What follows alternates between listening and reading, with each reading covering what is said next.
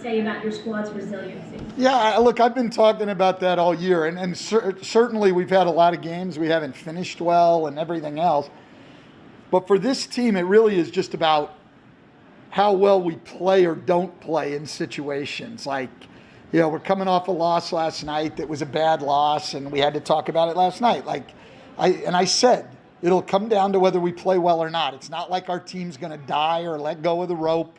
They haven't all year. You guys have watched it. It's a resilient group. It's the third time in the last 5 or 6 games that we've made really good comebacks late. Denver, Minnesota tonight. I mean, this is a group that fights. Last night we took a beating, but we came right back tonight and got down 9 in the second half and just kept fighting. So really happy for our guys and really, really proud of them. Indeed. The defense on Steph really seemed to change second half. He had his way first half, but especially in that fourth quarter. How did you approach that differently? Well, we really didn't approach it differently. We just keep playing hard, and he played 37 minutes. He's on back-to-back like a lot of guys are, and he was tired. That probably helped too, but everybody on both teams was tired. So, it's not like he was the only guy out there tired, but we didn't really try to do anything differently, and we just fought hard. We came up with that huge loose ball, I thought, where we got the clear path foul was really what decided the game. And it's one of the things we talked about today. It's not all about numbers. So by the numbers, Zion didn't have a huge game for him. He really didn't. He was only 8 for 17 from the floor, and he had 6 turnovers. But that loose ball is a winning basketball play, and that's what we talked about today was, over these last 7 games, counting tonight, we want to focus on playing winning basketball. And we talked about taking care of the ball, only 12 turnovers tonight. We talked about our defensive commitment. We talked about getting back, which was a lot better tonight. So we didn't necessarily play pretty basketball. We didn't necessarily play real well at times. But we made more winning plays tonight than we did last night. And so that's stuff that we can control. And I was proud of our guys and really, really happy for them tonight. Well, along those lines, Coach, you say it all the time, shots are going to fall sometimes night after night, and you only shot 40% tonight from the field, but you talked about it. Only 7 points off turnovers for Golden State, and even though you didn't shoot the ball particularly well, you didn't hurt yourself by giving it up. Yeah, it's such a big thing. I mean, it's a lot bigger than people think. People always look at shooting, and certainly shooting's important, but the most important thing in offensive basketball, and probably the most important thing in defensive basketball, is take care of the ball. Don't turn it over. Don't give the other team opportunities. And so we did a lot better job of that tonight.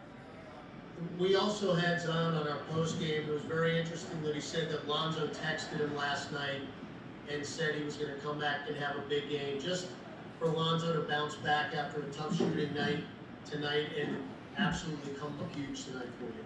Yeah, absolutely. He was huge and, made the big free throws late. And I've talked about this several times this year. I got great respect for players who go to work and improve their weaknesses, And so last year, he made a big jump in three-point shooting, but still shot, 58% at the free throw line. Now he's up around 80%, and he went up there with so much confidence at the end tonight and just knocked down free throws because he's worked on that. And when you work on something that much and you get good at it, you're going to have great confidence. And so what that guy has done with his shooting over the past 2 years and the time he's been here, three-point shooting and then free throw shooting, I mean, it's phenomenal. It really is phenomenal what he's done, and he deserves a ton of credit for that. What does it say about this team that you guys were able to pull out that game, without two starters? And you guys were shorthanded there in the fourth quarter and still got it done. Yeah, and then the problem was, too, Jackson, I know, was tired. He played a long stretch, and I thought he played well.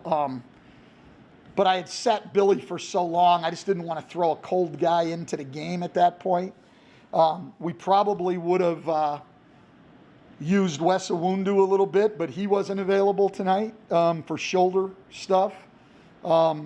So, we just went with a few guys. And if you look, other than Brandon, I mean, our starters really outplayed their starters tonight. They got back in the game with the bench and stuff, as you can see on the plus minuses. But, we're plus 15 with Zion, plus 12 with Lonzo, plus 11 with Bled.